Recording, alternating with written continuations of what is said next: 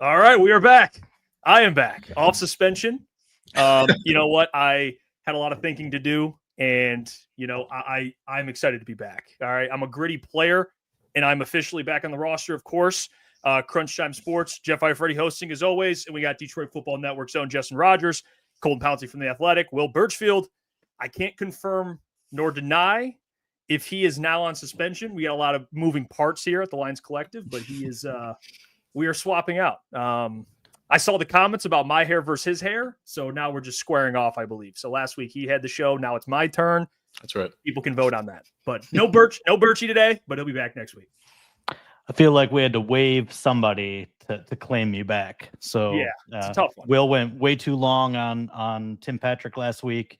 And look, we have to have control. 18 minutes on one receiver who's not even here anymore. No, suspended, straight to jail. Not the best use of time, but hey, we're here. You got a lot to talk about today, right? Yeah, you know what? I think my fair comp, Justin laid it out. Ian Kennelly, although he didn't make it back. I would go more Tom Kennedy. I think that's a fair comp for me. I'm back and I'm fired up, man. We got the final roster. This week has been interesting. Obviously, the cuts happened. There's a lot to get to. I know things happened today. The practice squad's filling out. So we'll get to it all. And I do want to start because we kind of missed the beginning of the week when all the stuff started transpiring, especially today. Tim Patrick, which I don't know. I know you guys saw enough of training camp with Tim Patrick. I got to see a little bit. He even said himself he didn't have the best training camp. And then you have Isaac Tesla making plays in training camp, in preseason. And then today they trade him away to the Jacksonville Jaguars for a 6th-round pick. They had 6 receivers. Now they're back to 5 receivers. Dominic Lovett makes the cut. But what'd you guys make of the Tim Patrick move that happened today? Surprise, not surprise? What do you make of it? I got to hand it to Colton first because he was on the 5 receiver train. So all you big men. Thank you. I appreciate that. That means a lot. I did not think it would get to this 5, but hey, I'll take it regardless. When you wake up and see the news, which I think came out at 6:55 or something like that. So thank you to the Lions for that. But when you saw the news this morning, you're kind of like, okay, yeah. There's 2 things that come to mind. One is kind of the training camp that Tim Patrick had. And look, he was honest. He had never really dealt with a training camp that physical, it seemed. He was maybe a tick slower than maybe last year. And it kind of showed at times. Then you see him, working with the second team. You see Khalif Raymond getting a lot of opportunities with the first team. I think he had probably passed him on the depth chart even, a guy like Khalif. And then you see, Isaac Tesla doing what he's doing and impressing in these preseason games and getting some opportunities. It's not like he was a constant with the first team. It was really a handful of plays here and there.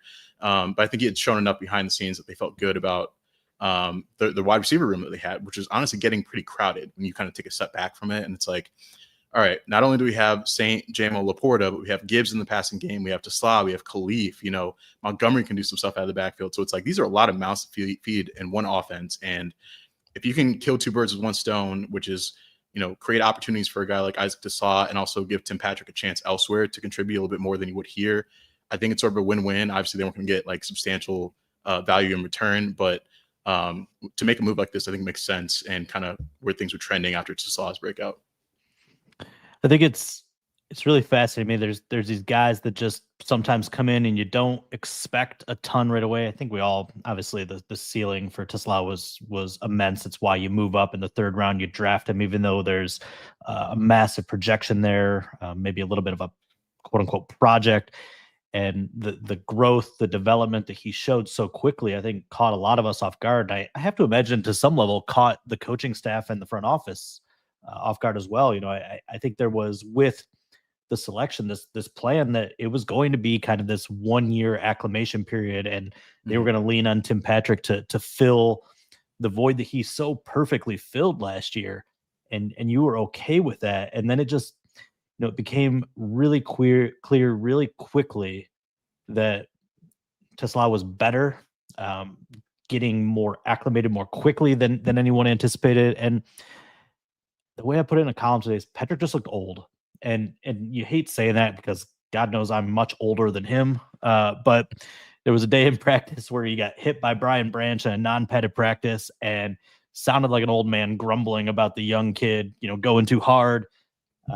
There were days where it just looked like he was kind of hobbling around. Obviously, the quad injury came up at points. There were, points where he couldn't get separation against cornerbacks like Nick Whiteside, and we're praising Nick Whiteside for this, and rightfully so. He's holding his own against an established veteran, but in reality, it probably spoke more to Tim Patrick. And so I commend Brad Holmes for getting something out of this, right? Yep. Like you could have let him go. You could have eaten the full $2.5 million cap hit. Instead, you only eat the 1 point whatever 2-3 million in signing bonus you paid him, and you get the Jags to take on that salary. It's a veteran minimum salary, but who cares? You got a 6th-round pick for basically trading $1 million, $1.5 million. That's, I think most GMs would take that. And so it's interesting. I think it's probably the comp I would use is weirdly enough, it's the other side of the ball, but it's Jack Campbell, Derek Barnes, Jack Campbell's rookie year, right? Like they kind of split those first team reps. And I think that's what you're going to see with Khalif Raymond is kind of a splitting of the first team reps. And by the end of the year, probably more all aboard the Tesla train, but it's going to take a minute for him to kind of get that full array of reps, I think. Yeah, I want to speak on Khalif because you mentioned it too, Colton. Even the days that I was there and able to watch, he was with the first team, which I think people don't talk about enough.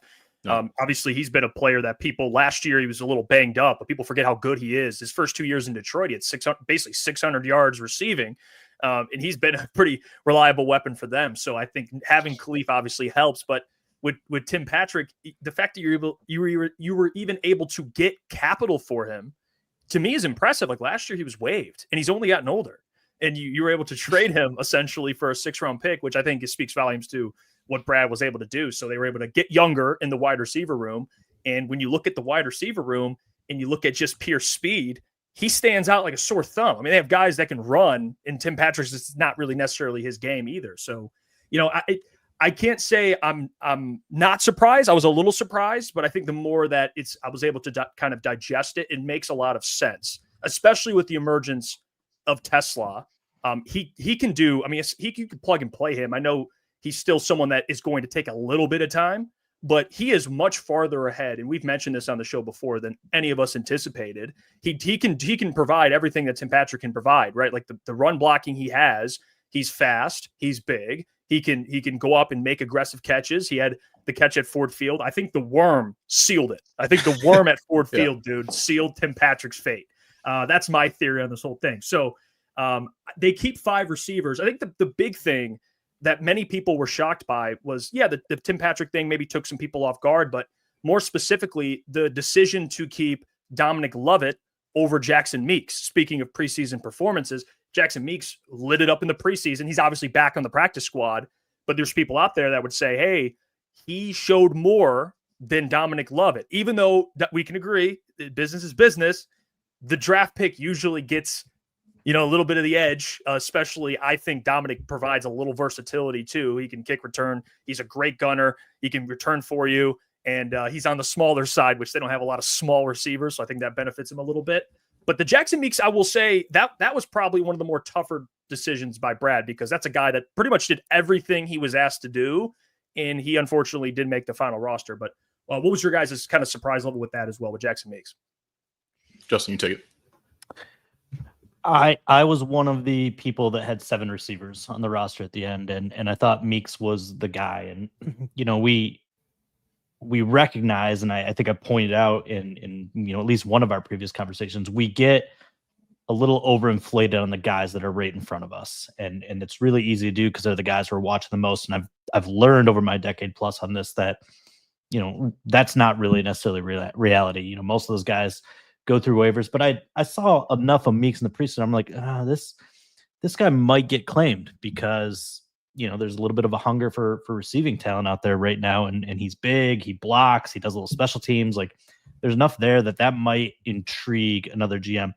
And once again, I'm proving that we overvalue the guys in front of us. It happens every time, and overvalue them enough that the Lions went down to 50 players, which is sicko behavior. I mean, it's just crazy that we sat here and agonized over these decisions of how to get this thing to 53, and we're fighting through 55 and 54 to get to that. And they're like, nah, we don't want any of these guys. And every single one of them, including Jackson Meeks, cleared waivers. I do wonder at some level if they were able to pull the Tim Patrick trade off, maybe a couple days before, if they approached the Meek situation a little differently. I don't know. I guess probably not, because I could have added him to the roster today instead of putting him on practice squad. But Jacksonville probably hung tight, wanted to see what other teams were doing with the waivers and before making a decision to pull the trigger. But the good news is he is on practice squad. If they need him, he's there to call up when they need to maybe break that emergency glass. Yeah. I don't know how close the decision was, if it really came down to those two, especially when you're talking about Lovett making a 50-man roster and Meek's not. But when you talk about these two receivers, it was kind of like, it felt like it came down to those two. I don't know if it did, but when you look at them, they're two completely different players. Meeks is the bigger body receiver, 6'2", bit slower, ran in the 4.6 40. I think he was more productive in the preseason. I don't think that's like a stretch to say. When you see him out there, he's got the numbers. He's among the league leaders in receptions and yards, and that looks nice on paper. When you kind of dig deeper into his tape, it's like, okay, one of those was a long touch, not a touchdown pass, but a long pass completion in, I think, the second week of the preseason. Another one, he had like garbage time kind of stats on the final drive with Hendon as they're trying to score late in that game. And he's also playing from start to finish, whereas some of these other guys, like Tassau, is only playing the first half. Like Lovett is, missing some time because of an injury. So like, I think he looked good by default, but I don't know how much that translated to like, hey, this guy, he's got good tape from what we've seen, but is that going to translate to Sundays? And can we use him on a game day? Can he play special teams? All that stuff sort of matters as well. And so, look, Meeks was undrafted for a reason. Lovett was drafted for a reason. And it's like, I think they wanted to get younger at that position. That's something they kind of talked about in the offseason. Lovett's sort of the quicker slot guy, can, be a Khalif, maybe replacement down the road. I kind of mentioned that, but, obviously they loved Khalif, as we're seeing in training camp. But yeah, I think it just came down to a matter of, hey, we like this guy. We took him for a reason. He was kind of slowed a little bit by the injury. We shouldn't hold that against him necessarily. Let's see what he can do. And by the way, he can play special teams and contribute for us and not have to be inactive. We'll see if that's the case. But in theory, he can help you out a little bit, even if he's not playing receiver, which I don't know if that was the case for Meeks. So in the end, that's kind of where I'm reading it. But yeah, we have our answer now. I think it's interesting. Raymond and Patrick are two of the oldest receivers in the league. Like we talk about running backs and the wheels falling off, but receivers, it might be even more true. Like I know Jerry Rice played till he was Hendon Hooker's age, but like Raymond's plus 30, and I talk about Patrick looking old. Like Raymond does not look old at all. No, like he doesn't. He still cooks dudes left and right in one-on-ones. He's like one of the most uncoverable guys in those situations. It doesn't translate quite as well to team stuff, because I think he's usually the third or fourth option by the time Goff looks at him. But I think Colton is perfectly accurate in saying that when Brad Holmes drafts a guy, there's a vision, and it's pretty rare that Holmes cuts a draft pick, even the day 3 guys, because this front office, this coaching staff, there's a leash to kind of let that vision play out.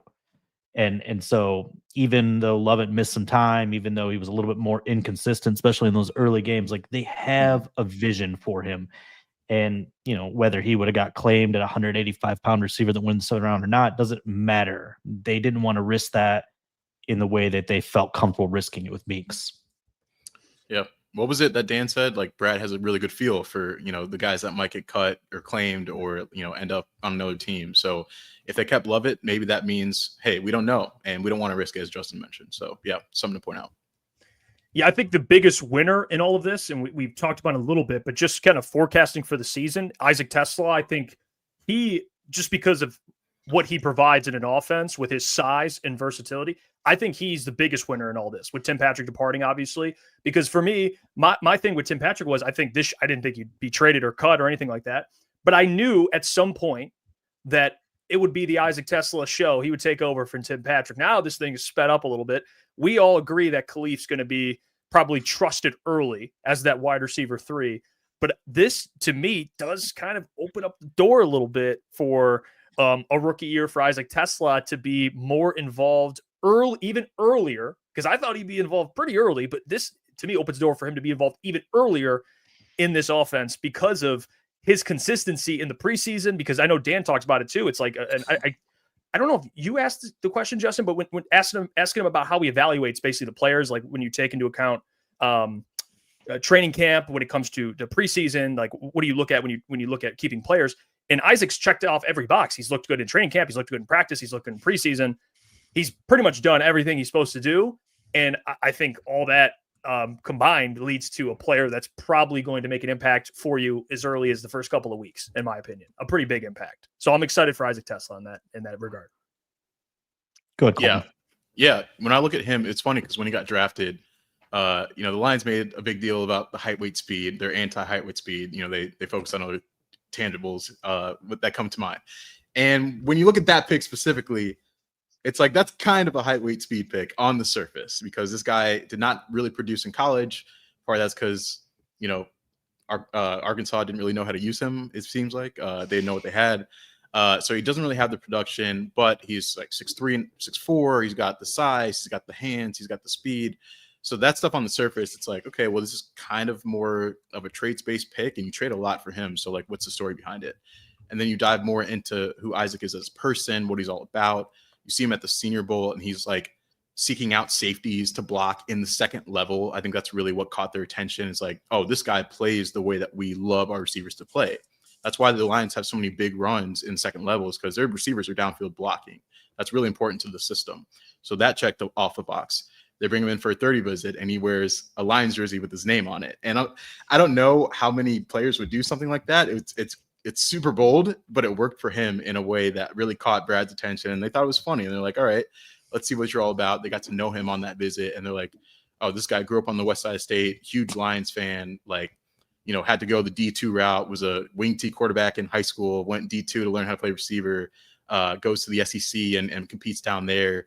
He's physical, catches everything with his hands. He runs fast. He's a physical blocker in space. Like, he checks off everything that they're all about. It's almost like this guy was born to be a Detroit Lion when you kind of take the cover off there. And so initially I was like, maybe that's a 2026 move because he might be a little raw. He's playing mostly in the slot in college. But then they get him out there and you see him in these practices and you're like, he's really not having much trouble with like press man coverage, and he's winning balls downfield and he's jump 50-50 balls with the size in his hands. And then you see him in these one-on-ones with the starters and you're like, all right, he just beat GJ Reed. That's a good sign. So it really does feel like he's checked off every box along the way to a point where I went from 2026 to like, he's going to start by week 8 to like now you can call him like wide receiver 3.5. I think that's probably fair with him and Khalif, like somewhere in between. Cause I think he's still going to play maybe a starter's workload, even if he doesn't necessarily get the start. He's going to play a lot. And the Lions realized this and they thought he was ready. Before they traded Patrick, I kind of had settled on Quintez Cephas's rookie production is kind of where I thought Tesla was heading. And, it's probably a little bit more than that, but, he got targeted 35 times as a rookie, caught 20 passes, was pretty productive with it, 350 yards.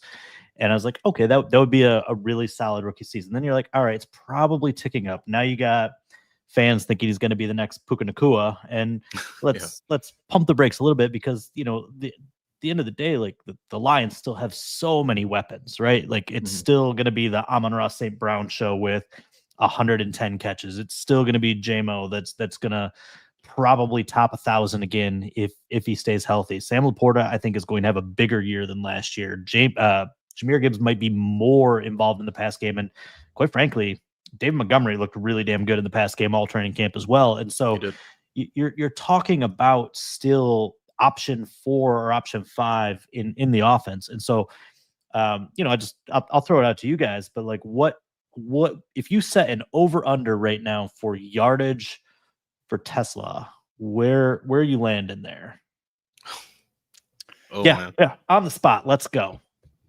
So I think it depends. I'm not going to do that because that's a cop out. I'm going to answer the question. All right. The question is a wide receiver. We'll go 3.5 based on what Colton said. Yeah. The wide receiver 3.5 or 3.5. we're looking at like 400 or 500 yards for that player usually in this offense. So I think if I had to give like an over under, I know Ryan just put it 450. If you're giving me that number, I think by the end of the year, I might lean a little bit of the over. I think he might be like closer to that 500-yard mark, in my opinion. I could see that from Isaac Tesla because he's a big playmaker. If he gets the ball, it's going to be like a 20. Every time he touches it, it's going to be like 20 yards, something like that. So I'll probably go over on that number, closer to 500. 500 feels like a good number. That'd be an awesome rookie year for him in this offense with so many mouths to feed. Because I think Khalif is going to be involved. Laporta, I agree, Justin. Like he looks like he's in good shape now. I know he was injured last year to start the year. Didn't really look like himself till the end of the year. J-Mo looks like he's ready to take a leap. So it's like Jared Goff is only going to have so many yards unless he throws for 6,000. I don't know where you're getting all these numbers from. Why not, Colton? Why not? Right? Yeah, you can. maybe. I think I'd set the over under at like 350 is what I would. And if you want to take the over, I will not be mad at that. I think he could easily work his way into, exceeding Tim Patrick's numbers, which I think he had around 300 last year. Gibbs had 500 as a running back. So just to put that into context, so that's the other factor here. But I guess it depends on Gibbs because he's been playing more slot too. So you're saying that, but I would set it at 350. So Patrick had 394. Okay. Might make you feel a little bit differently.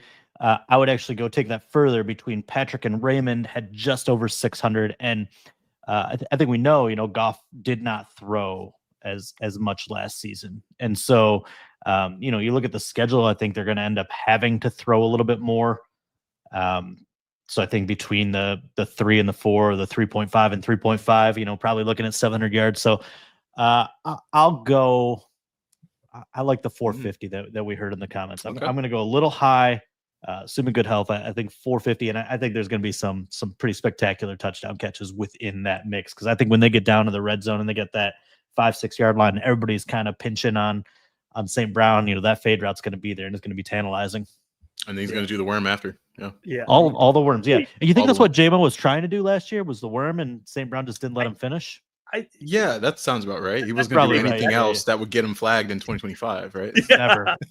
Yeah. I mean, you know what? Screw it. Jared Goff 6,000. You know what? Why not? Let's just keep adding. I know we run it. I noticed that's a common thing too. It's when you bring that up. It's whenever you try to like dissect yards, all the fans try to like, well, obviously add it up. Yeah, St. Brown's going to get 1,500. It's like, well, J-Mo's got to get 14. You know what I mean? And then you get, why can't Sam get 1,000? Yeah. And then you start getting, you're like, wait, I'm at 8,500 passing yards. Like, what happened? What's going on here? But yeah, no, I would probably agree with that. Kyle Allen's going to have at least 1,500, right? As just the garbage time. Garbage time, yeah. Factor in Kyle Allen, a little bit of inflation, so I don't know. You factor in all this stuff, you'll go with 6,000-7,000. But yeah, no, I think 500 for Isaac Tesla is incredible. Third round pick. No doubt. Yeah, because I know people threw out the Puka stuff, but Puka was in a different situation too. I mean, the dude got like 150 targets as a rookie, so it's like he's not going to get that type of opportunity, but he'll still have a good year. Here's what I would say about Puka though, and not to make the comparison, but I noticed Kevin Clark asked Brad. He was in camp a couple weeks ago, and he asked Brad, like, what's a pick that you really regret not like really going after for a player in the draft that you were leading? And he said Puka Nacua. And he said that guy went to my former organization. I really wish I went to bat harder for that guy, right? And then you see the similarities between their games, and then you ask Brad who his favorite receiver was in this draft class, and he said Isaac Tesla. So. Not trying to put that out there, but that's some context for maybe how he feels about this guy and why he maybe, pounded the table this time for a guy like that. And here's where it gets crazy. Like Tesla's such a better athlete. Like it's not even close. Like Puka's more in the St. Brown camp. Like it take advantage of every gift he has to the max. But Tesla's gifts physically are they're Calvin Johnson-esque, as weird as that sounds. Like, I mean, in terms of just raw athleticism, it's unreal. He's just not as big as Calvin. Yeah. No, you're spot. I mean, what did Puka? I think Puka ran like a 4.6 or something like that, didn't he? Like he ran a. Oh, I just pulled it up. 4.5, 4.6. Yeah, 4.56. Yep. Yeah. So like in terms of the athlete, you're spot. Yeah, like Isaac's a more gifted athlete. He's bigger, faster, and the hands are incredible, even for playing in Arkansas. But another rookie, speaking of to kind of stay on the rookie class, I know the Ahmed Hassanin stuff had people panicking. Panicking. at first, because people I think didn't understand, which is fair. Obviously, that's why we have people like you two that can break it down for us that read it and say, "What the hell is going on? Why is Ahmed cut with an injury settlement?" And then you really look into it, and then you understand. It's like, okay, well, that makes sense. There's a lot of loopholes in there to why they did it that way. He's expected to be back, of course. He wasn't going to get scooped up by another team or anything like that. But can you guys kind of break that down to me as if I'm just learning about it, to why maybe Brad went with that route to cut him with the injury settlement to potentially bring him back? Go ahead, Joseph. Yeah. So first of all, the question is, why didn't they use one of the return to IR spots? And the logical answer is they're still a little gun shy after last year. I know they didn't use all 8 last year, but they had so many injuries, maybe thought about using them a few more times. I think they just want to conserve all those. As you said, when you waive somebody with an injury settlement, especially when it's maybe a little bit more of a longer term thing with the PEC, nobody's gonna claim that. There's a reason he was a 6th-round pick. He's a developmental talent. Now you're gonna put a developmental talent out there that has 6, 8, 10 weeks, 12 weeks to recover. Like nobody's gonna touch that. So there's no concern there. And you probably have that conversation with him. Like, look, we're gonna pay you your full salary with this injury settlement for as long as your doctors and our doctors agree for you to recover, whether that, let's just say 8 weeks. You're going to pay him 8 weeks of salary. And then when you're healed, we're going to bring you back. We like you. We want you here. The way injury settlements work, he could technically sign with any other team tomorrow, but he can't sign with the Lions until 3 weeks after the injury settlement expires. So he's going to have to wait a little longer. But if there is this trust and commitment that the two sides have, you wait a little longer and you get it done. The nice thing is they can bring him back on the practice squad. They can use the actual international exemption, so he doesn't even count. He can get an extra spot. With IR, you'd have to activate him to the main roster. You'd have to cut somebody. This allows you to bring him along a little bit slower, and you just ask him to trust the process. And I don't think it's going to be hard with the guy that said he's willing to die for the organization that believes in him. So our decision to kind of manage the roster, to manage him, and maybe hope to get a little bit more out of him in year 2, because probably just because of the injury, it's not going to be a whole lot in year 1 out of Hassanin. Yeah, my understanding is like teams just don't really pick up or claim players that were waived with an injury settlement. It's sort of like an unwritten rule, is my understanding. So you really see it.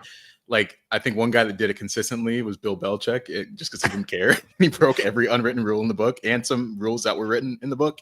But he's at North Carolina now, so he can't be a menace for the rest of the league right now. So maybe they felt more comfortable doing it that.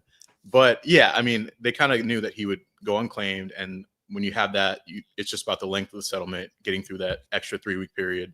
And it's like, all right, man, we like you. We were so injured last year, we might need all these spots, right? Like, that might be as simple as that. Campbell's talked so much about depth this offseason to a point where I really feel like it's clearly a point of emphasis, but I almost feel like they're scarred in some ways from like what happened last year. And we're not going to have a repeat of that. We're going to, even though they weren't fully up against the numbers with these IR spots last year, it felt like that. And it felt like they had to maybe, be cognizant of that as the year went on. And so to me, it just, on the outside looking in, it felt like they were like, hey, we can't afford to use these right now on a guy that we didn't even know was going to play this year. Dan said it himself, like, can't say with certainty he's going to play in 2025. So if that's the case, and you don't want to use one of these spots on a guy that like might not contribute much anyway, then that's when you have this sort of handshake agreement, like, hey, we're going to bring you back. You're not going to get claimed. When this settlement period ends, we're going to scoop you right back up. We'll keep you around. We'll keep developing you. We love you as a player. We love what you're all about. You fit us. You're a culture guy, like all that stuff. And, he said the same thing. So to me, on the surface, it looks a little weird, but when you kind of dig into it a little bit more, I think it makes some sense. I understand why they went this route. Yeah, is that also? I don't think it's obviously not the same situation, but the Dan Skipper situation. It seemed like I saw a report, and take report lightly, but Twitter report that there was maybe a potential like MRI with Dan Skipper or something like that. Because that one, I think he's one of those guys people just assume he's like a book to the roster guy. He's a glue guy. They love Dan Skipper. and then he was cut, and then I think he's back on the practice squad. Is there any theory behind that? Maybe that they'd rather put him on a practice squad, and then they kept Jamarco Jones, the other tackle. Maybe he just outplayed him. I don't know if there's more insight you guys have than I do. Well, I don't think there's anything to the MRI, because if you're injured, you got to have an injury settlement. You can't just cut an injured guy because something weird popped up in MRI. So that sounds like so Twitter report wrong. Classic Twitter BS. Yeah. Okay. Twitter's one step above Facebook and 2 steps above Instagram. Like, just be careful of your social media reports for sure. Look, it's very simple. The theory is Jamarco Jones was better in the Detroit Lions' eyes, and I think it started out with Skipper in the lead. He won that job last year. He won it fairly handily, but by the end of camp, looking back and maybe having some hindsight, Jamarco Jones took over the left tackle spot, and Skipper was moved to the right tackle spot, and then the very last practice or two, there was some reps where Jamarco was kind of subbing in for the first team. And you wonder, maybe does Taylor Decker have some cramps or something, but Campbell had said something before that practice about wanting to sprinkle guys in the first team and take a look at them. And so, it's just something others probably glossed over, but Jamarco kind of passed him there at the end. And I think it's a setup just like last year. Manu's probably not ready. And I think if they went into a game and there was an injury situation and needed one more guy, Skipper's probably going to get the bump off the practice squad and be that extra emergency option. But this was just a case of a guy getting passed by another guy. Yeah, Justin, I think what you're referencing is the final training camp practice, that joint practice against the Texans, where I thought it was, but I wasn't sure. Yeah, so we saw Jamarco kind of getting some reps in for Taylor, and we're like, oh, that's a little interesting. But he did, preface, this is what we're going to see today. So kind of flew under the radar a little bit, but I think that's right. And like what I'll say is, when I was doing roster projections, especially like midway through camp, I would say there's a period where I was putting 5 tackles on the roster. Obviously the 2 starters, Manu, but I was putting Skipper and Jamarco both in until I could make a decision, because what I was seeing was Skip didn't have the best training camp, if we're being honest. And now that Jamarco was like miles better, but it felt like he was maybe holding his own against some of the Lions starting defensive ends, obviously. In practice, I think Skip held up pretty good in the preseason games, but in practice, it was kind of a little bit lopsided sometimes. And I think going back to last year when Skip had to fill in for Taylor Decker, it got a little rough when you watched him out there. And it's kind of like he was holding on for dear life a little bit. So if they think that Jamarco is more game ready in the event of an injury to Sewell or Decker, I understand why they went this route. And they could have easily kept Skip, and they would have if they thought he was a better player at this point. But Jamarco got that spot, and Skip's back on the practice squad. So I think those actions kind of tell you where they're leaning with it and why it played out this way. Yeah, but even on the other side, the defensive line, like to kind of go back, we were talking about Ahmed, and obviously his injury stinks, but they also cut a lot of other defensive linemen. One of those, a guy who had a pretty good preseason, Nate Lynn, who I think people were a little surprised by, but you look at some other players they ended up bringing back to the practice squad. They brought back Isaac Ukwu, Keith Cooper Jr., obviously another player that was a UDFA that showed some flashes in training camp as well. Currently just pure edges. They have defensive linemen that can kind of play. I mean, they have obviously Derek Barnes who'll play Sam. They might have him blitz as well, but they just pure edges. They have Aiden, they have Davenport, and they have AQM right now. And then they have some other guys that maybe can play on the edge. Like Josh will be back. I guess he could see him a little bit on the edge. But what do you guys make of just that defensive line room? Don't worry, we'll get to Zadarius Smith. All right, I already see the comments asking about Zadarius Smith. There's roster spot open. Everyone's asking. But would you make any surprise cuts on that defensive line that you maybe are a little surprised by? They only got really 3 pure edges right now, or not at all? Hit it, Colton. Yeah, I just didn't expect to see 3. I think that's a number that stands out to everyone when the roster drops. And you're honestly, like, the roster comes out later. I think the first thing the Lions do is they put out all the waived guys and released guys, and you can kind of do the math in your head a little bit. And you're looking at names, and you're like, wait a minute. Does that mean they only kept 3 edges? Is that right? Is that number right? And yeah, that's kind of where they went for this. I was a little bit surprised that Nate Lynn didn't get a spot. I thought he would. Maybe a guy like Keith Cooper, if you want to call him an edge, maybe that's a bit of a surprise, but they also added Chris Smith, a guy that's been in the system for a couple of years at DT. So that's probably the trade-off there.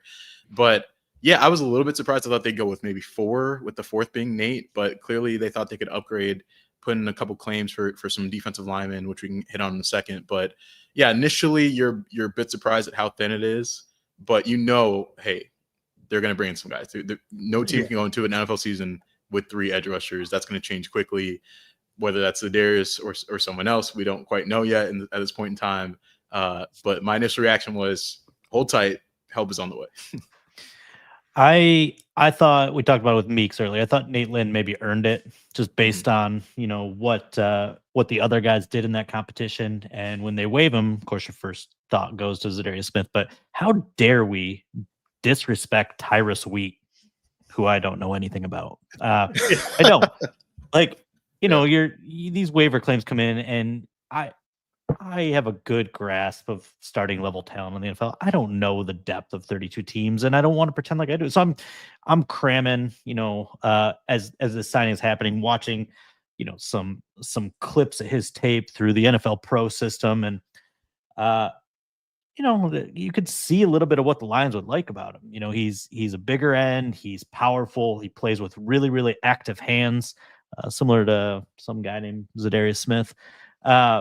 He sheds blocks really well. He sees it. He seems to play the run pretty well. And he had, I think, 9 quarterback pressures in limited work last year, around 100 snaps. Played in the preseason, had 70 pass rush snaps, had 7 quarterback pressures, 8 quarterback pressures in the preseason. And so there's a little bit of juice there. And I look at Nate Lynn, and I said this to a few different people, like, yeah, he had a really good preseason. Who did he face as an offensive tackle in practice, in games?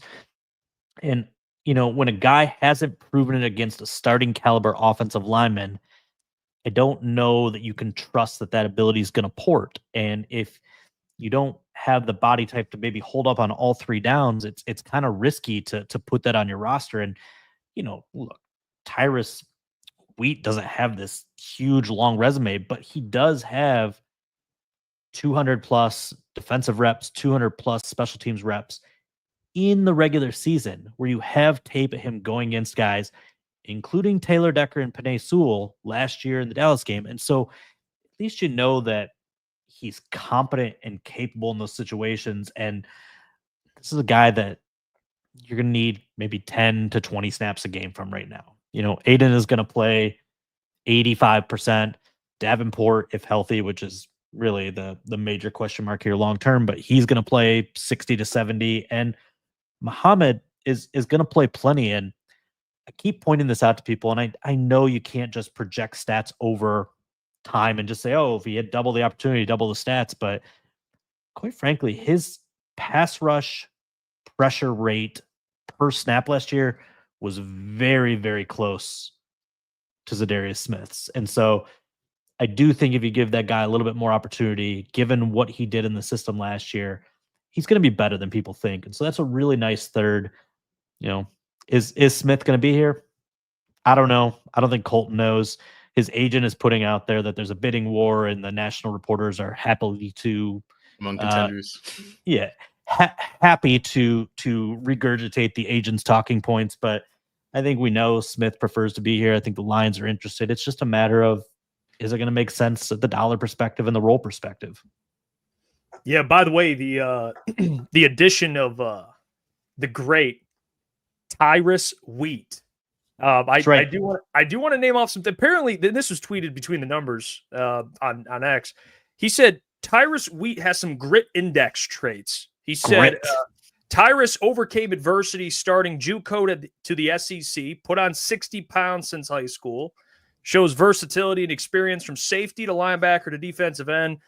And then he just writes motor, which that's all you really need to know when you're talking about players that the Lions like. So I think, if putting on 60 pounds since high school makes you gritty, I am gritty as hell. Yeah, my spot on the 53. I noticed now. I threw that alley-oop. I just noticed now. 60 pounds since high school. Hey, way to go, Tyrus Wheat. And they also brought in another player too. They brought in Tyler Lacey, the defensive tackle, who, like what you're saying earlier, Justin, has experience playing in the NFL. So I think that definitely matters, considering last year you had guys that didn't have a ton of experience playing for you late in the season for a team that wanted to win a Super Bowl. So I think it is relevant to bring those things up. But I didn't watch any of his. I mean, just being honest, I didn't watch any of his tape. The body type and the usage kind of reminds you of what Keith Cooper did for the Lions in the preseason. But look, no sacks, very minimal pressures. It's a defensive tackle. I can't do it. Can't do it right yet. Maybe later.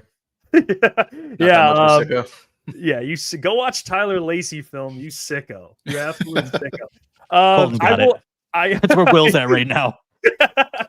I did want to. It'd be disappointing if I didn't bring up the 2 third-round picks that were cut in the same day, Hendon Hooker and Broderick Martin. Which I have to give Brad a ton of credit for this, because actually Amon-Ra St. Brown mentioned it today. He had his podcast with Penei Sewell, and him and his brother EQ were talking about how GMs. You have pride. Everyone has pride, but GMs have a ton of pride with their draft picks. And, you see it all the time in the NFL where GMs are like, hey, man, give him one more year. All right, give this guy what I drafted him. I have a vision. Give him one more year. It got to a point with Hendon Hooker and Broderick Martin where Brad's like, you know what? Yeah, I drafted these two within the top 100 picks of an NFL draft. I also got Brian Branch, Sam Laporta, Jack Campbell, Jahmyr Gibbs in that draft. So obviously that helps a lot. But he cut 2 third-round picks on the same day. And 2 guys that, at the time, you're looking at as, okay, projects. Obviously, Hendon Hooker in kind of that gimmicky offense, but you saw the upside, and Broderick, the size, what he can be. But I do got to give him a ton of credit, man, like swallowing your pride and being like, hey, it just didn't work out. Broderick Martin, obviously, he got beat out by other players. And same with Hendon Hooker. You had a guy in Kyle Allen who's been a journeyman, who I've also apologized to already on the show for disrespecting the great Kyle Allen. He beat out Hendon Hooker, a 3rd-round pick. So 2 third-round picks cut in the same day. And then today, or you saw both of them. Broderick Martin went to the Kansas City Chiefs, the practice squad, I believe. He's on the practice squad there. Yep. And then Hendon Hooker, a practice squad for the Carolina Panthers. So both those, which he is from North Carolina, went to high school there. So there's obviously the familiarity there. But I had to say that, man. Give Brad a lot of credit for making that. Well, I don't want to say it was a tough decision, but a decision that took a lot of swallowing the pride, I will say, for Brad. Yeah, made it for him. Yeah, exactly. And that's really what it comes down to. Like, these guys at some point had to perform. And like Hendon, if you want to give him an extra pass because of the ACL, fine. But he really didn't show much improvement in these preseason games. And I think if he'd even gotten out in that last game and showed you something, I think we might be having a different discussion. Now, it might have been too late by then, but in that final preseason game, if he just gave you some spark, the offense scored a touchdown. I think they only scored 1 field goal. That was the only points they scored in 20 drives this preseason that Hendon Hooker led. It was really bad to watch. And like, we can be honest about that. He did not win this job. He did not earn a spot on this roster, even though they only went with 50 players. I think that kind of tells you where they're at with him. And same with Broderick Martin. And the thing with Broderick is a lot of people were like, oh, maybe he can step it up in the preseason, or his win rate's something like this. Like, he's looking pretty good out there from what we've seen, and like 10 snaps in the game. That's I get it. But what I would say about him is he was constantly repping with the 3rd and sometimes even the 4th string, if you want to call it that, defensive line in these practices. And like, I think it's fair to put some stock into that when you're out there watching these practices, because look, the practices have a lot to do with these decisions. It's not just the preseason games. And it's like, they might have been at their wits' end with this guy. When he came back from injury last year, there were so many other guys that were hurt at the position that he played. That defensive line position was decimated. They're bringing guys off the street, begging them to give them something. They barely knew their last name, and they're out there starting and playing significant snaps as you're making a playoff push like down the stretch in that season. And Broderick, they gave him 1 opportunity, didn't do anything with it, and then we didn't really see him the rest of the season. And I think that sort of told you everything you need to know. And it's maybe, holding out a little hope for the year 3 jump that we've seen some guys make, but it just didn't really materialize with this guy. And look, if your worst draft picks are, a developmental tackle in the 3rd round and a developmental quarterback in the 3rd round, especially when a guy like Brad Holmes says the talent that we were getting in the 3rd and 4th in 2021 is completely different from what's coming out in 2025, 4, 3, as NIL makes an impact and guys are staying in school longer. He's the one saying that, which is why he's taking some more swings on guys. If you swing and miss, like, I'm not going to be too upset based on what else you've done in the draft, right? Like, that's his hit rate is pretty high. He's batting like 800, which is insane. Great. So if that's your worst picks, I think you can live with it. Are you, as a GM, are you a little bit disappointed it didn't work out? Sure, but like that's life in the NFL, and you got to move on and regroup. And to his credit, he cut bait with players he didn't think were good enough to make the roster. Mm-hmm.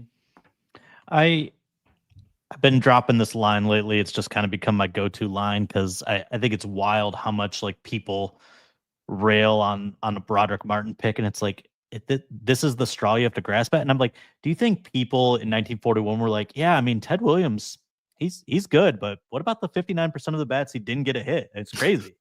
Like it's just it's wild to me. Like you have a GM that is hitting at an unprecedented rate, certainly for a Detroit Lions GM, and it's brought you from perennial garbage cellar dweller to the doorstep of the Super Bowl. And obviously last year's playoff exit was disappointing with all the injuries, but it doesn't matter. Like they're going into their second straight season as a legitimate Super Bowl contender. The year before that, they went to the NFC Championship and probably should have won that game. Like Broderick Martin is your complaint? Like it's crazy. It's crazy to me. What are we talking about? And yeah, and so like let's look at those picks individually. Like I totally understand and was super supportive of the Hendon Hooker pick because I thought you got value there for what type of player he was. You know, this was a Heisman front runner at the time of his injury. I thought you got a bargain rate just because of the age and whatnot. And when you have a quarterback that is top 5 in salary, you need a backup that is cheap. And to have a backup that's cost controlled for 4 years makes a ton of sense. And look, it didn't work out. There's no question about it. It didn't work out. Oh well. With Broderick Martin, again, you're taking this gamble on a run stuffing nose tackle with kind of freakish traits, right? Like 330 pounds, 36 inches long. Like those things are crazy. And you know, you go back to Holmes's time at the Rams, and they had those weird picks. They had John Franklin Myers, the defensive end from Stephen F. Austin. You know, they had Cooper Kupp. Cooper Kupp's from Eastern Washington, right? And not a particularly special athlete. And you know, those guys worked out. You take those weird stabs in the third round and later, and sometimes they pay off massive dividends because you see something, and sometimes they don't. But look, I think we can all agree like Holmes has been a very, very successful general manager. And you know, if this is the thing you have to complain about, and you know, Manu is going to be the next one because that's what's left. If Manu doesn't become what's the Eagles tackle? Mailata. Yeah, if he doesn't become Mailata, if he doesn't become an all-pro, like this is gonna be the next thing people are grasping. It's a 4th round pick. Like chill. Find something else to complain about. Yeah. I think I'm a little puzzled by it as well. I think it's okay to bring up draft picks and be like, you know, that one didn't work out. It's easy to say in hindsight, but to your guys' point, like when you have a GM that's hitting at this type of rate, it's not even a conversation to me. It'd be different if, you know, Brad Holmes was fumbling, you know, 1st, 2nd round picks and you're selecting guys that aren't working out. But it's like, dude, especially that draft, I think Nolan put out actually from the Detroit News. He put out like, I think every GM would take that draft with Hendon and Broderick, like just to have those dudes in. You could sprinkle them in there. I think Colby was in that draft actually. I don't know. I can't remember. But the back half of that draft you'll take to take the front half of that draft. Those are all future, basically all pro players. Yeah, but that's, you know, I guess that's a fan base. I guess every NFL fan base finds reasons to complain a little bit. It happens. I think he's been so good that it's working against him because people expect all of his players to be all pros or pro bowlers by year 2. And it's like some of these guys, he's been very clear, they're developmental guys. Now what developmental means is they're going to need multiple years. It could work out. It could not. There's a risk when you draft someone with that label. And when they label guys, they're clearly letting us know. They told us Broderick was going to take time.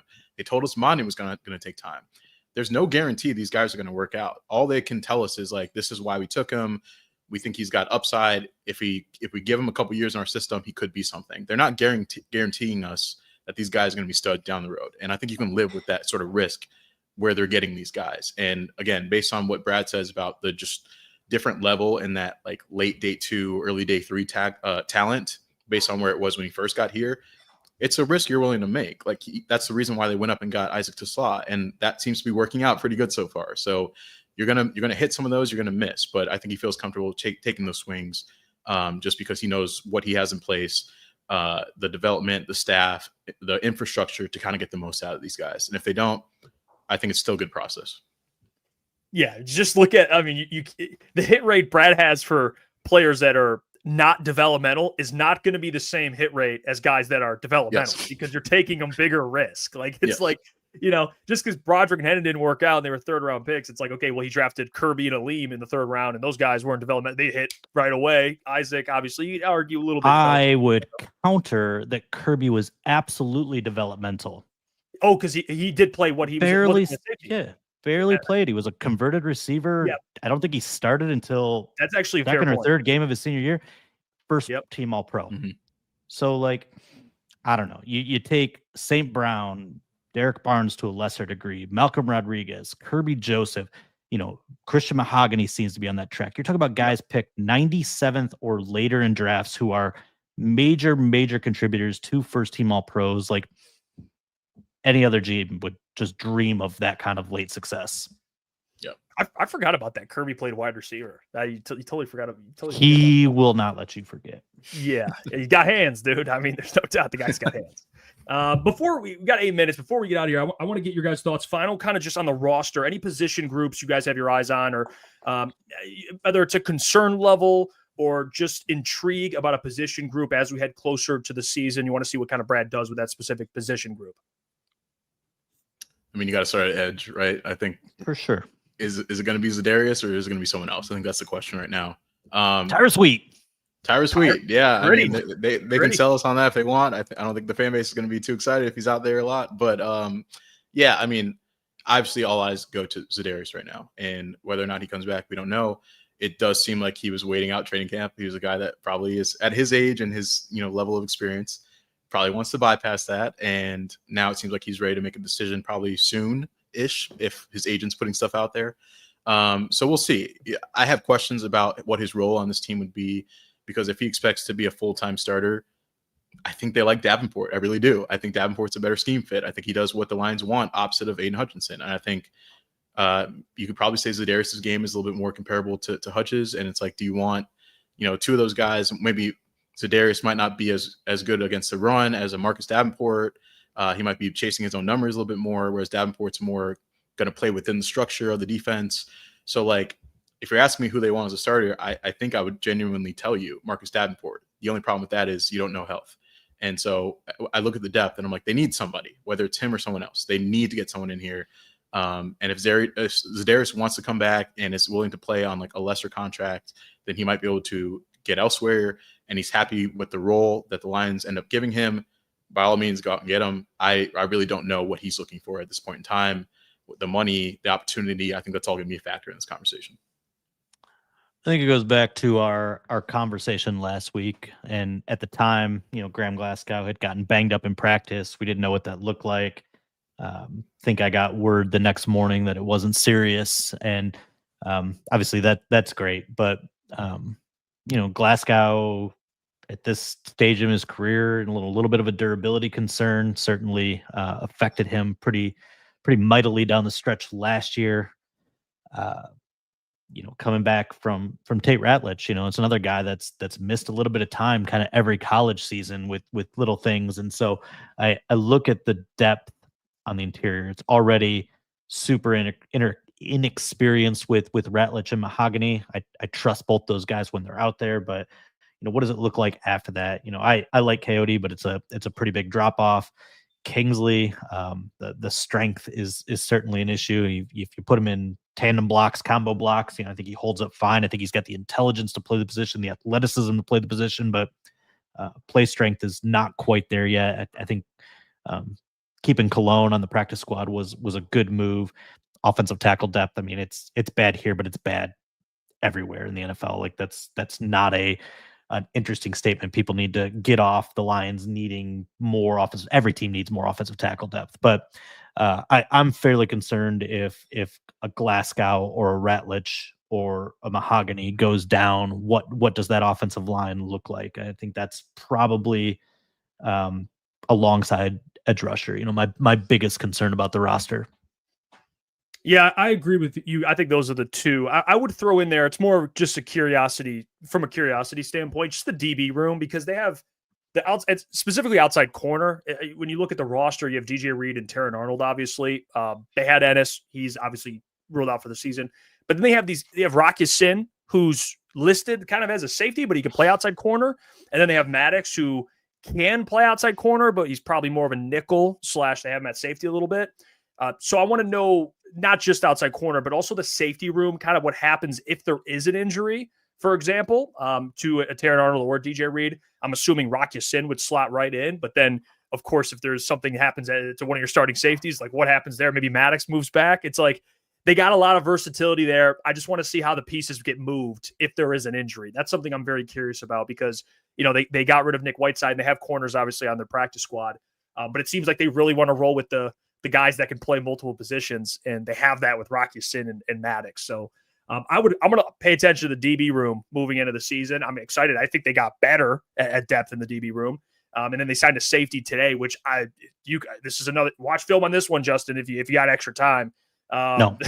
Mr. Daniel Thomas, safety from Jacksonville. You'll have fun with that one. I don't know what to expect. Special team ace. So they at least got some more depth at safety. But I think interior offensive line, edge with Za'Darius, and then I'll just throw in that DB room. Obviously, they addressed safety today, so those are probably the main ones I would pay attention to. So I think we kind of nailed all that.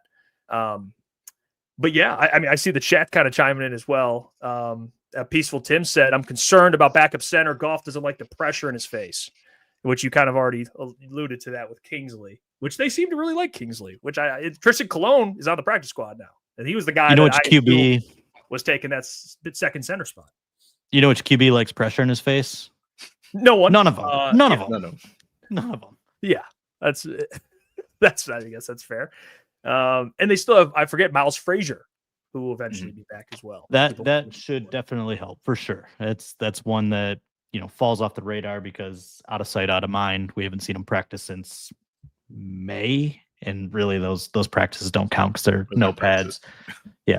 I will say really quickly on DBs, I love Rocky Sin. I love the way he fits. I mean, it totally reminds me of the Tim Patrick move from last year. Like he steps in the building and you're like, oh shit, like where's this guy been? Like that's a lion right there. Like he's just a boxer at the line of scrimmage. I like him playing corner. I'm shocked at how well he's taken to safety despite not doing it since high school when he was first picking up the game. I like it a lot, but you're absolutely, it's fair to bring up the depth in the secondary because it's not if injuries happen, it's really when in the secondary, and they could just go so many different directions. I mean, I think the only one we know is if there's an outside cornerback injury, Amik's the first one that's kicking outside, but I don't know what they do if Kirby or Branch goes down. I don't know if it's Yassine. I don't know if it's Maddox. I don't know if they're popping up somebody from the practice squad or rolling, the newcomer out there. Like it's a little bit of a mystery. So get suspended for hitting a guy and flipping off Lambeau. I don't know. Yeah. Everything's on the table. You know what I mean? Everything's on the table. It could be anything. And it's the safeties that people were paying attention to. None of them, they went and got another safety. They went and got a different safety. Ian Kennelly, Lauren Strickland, who they do like Lauren Strickland a lot. So he'll always stick around on the practice squad. But and then they had Eric Hallett, who was kind of playing, I guess, a little bit of nickel. Everything. Yeah, he was playing everything pretty much. Just DB, yeah. Yeah, just sucking down his head. And they didn't. The secondary is like Voltron, man. They just all plug and play wherever. It's really interesting. Like at first, I was like, yeah, and I still think this. If there's an injury at outside cornerback, Amik's going to move out there, but they really like Amik at nickel, and that's why one of the reasons why Ennis was even playing nickel in camp and in OTAs. It's like, hey, we really like this guy at nickel, and let's just let him go there and kind of get a feel for that. And we like him there. Let's not mess with Amik. So maybe they move Yassine to the outside if it comes to that. But yeah, they got so many chess pieces in this defense. They can move guys around. Yassine has really taken to safety, as Justin mentioned. And I think he likes the challenge of like kind of seeing the whole field and, the putting his IQ to work back there. So you would obviously like to have a guy like Ennis. And speaking of future Brad Holmes bust conversations, he might be in there if, he keeps getting injured. I think fans will probably kind of target him as the next one. But, I don't know if they're going to add another piece there, but I do think like the flexibility and the versatility of the guys they do have probably makes them feel a little bit more comfortable going with a lower number in total instead of adding more to that room. Missouri just called. They want your degree back. Probably. I mean, it's right there if they want it. They, Or is it? they can't talk down about the Tigers. That's the rule, right? Yeah. Tell them to come and get it. Tell them to beat Central Arkansas first tomorrow night. And then we can talk. Damn. Hey, Jeff, take us home. I got a concert to get to. There you go. Lions Collective. You can check more of myself out, Crunch Time Sports, Justin Rogers, Detroit Football Network. All the links, of course, are on the channel description. And then Colton Pouncey from The Athletic. We'll be back next Wednesday with Birchfield. He's off suspension, of course. But until then, you guys have a great weekend. See ya.